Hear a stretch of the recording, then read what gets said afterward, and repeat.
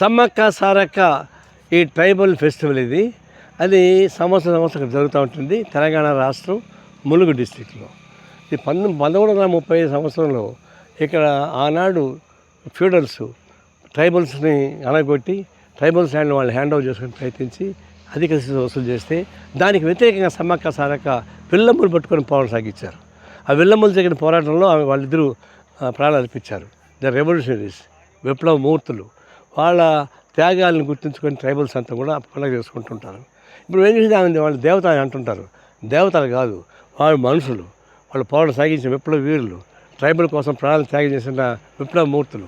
వాళ్ళకి విప్లవ జోహాలు అర్పించాలా, అందుకోసం మేము ఎప్పుడు వస్తూ ఉంటాం.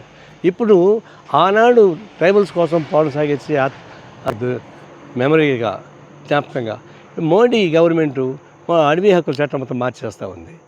అడవి హక్కుల చట్టం మార్చడమే కాదు, ప్రెసిడెంట్ ఆఫ్ ఇండియాని ఉపయోగించుకొని ఆమె ట్రైబల్ కాబట్టి ఆమెతో సంతకం చేయించి అటవీ హక్కుల చట్టాన్ని మార్చేసి ఇప్పుడు అడవుల్లో కార్పొరేట్ కంపెనీస్ రోడ్లు వేసుకోవచ్చు, తర్వాత రిసార్ట్ కట్టుకోవచ్చు, రాబోయే రోజు దాన్ని మినరల్స్ తవ్వుకుని బతకచ్చు.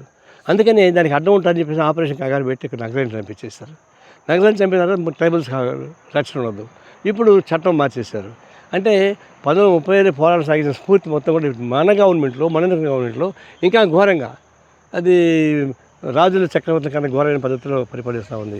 అందుకని ఈ మేడారం సందర్భంగా, ఈ ట్రైబల్ ఫెస్టివల్ సందర్భంగా సమ్మక్క సీతక్క పేరుతోటి ఇప్పుడు ఈ మోడీ గవర్నమెంట్కి వ్యతిరేకంగా ట్రైబల్స్ కూడా సమీకరించి పోరాటం సాగించి అడవి హక్కుల చట్టాలను రక్షించుకోవాలి, అడవిలో ఉన్నటువంటి గిరిజనులను రక్షించుకోవాలని మేము కోరుతా ఉన్నాం.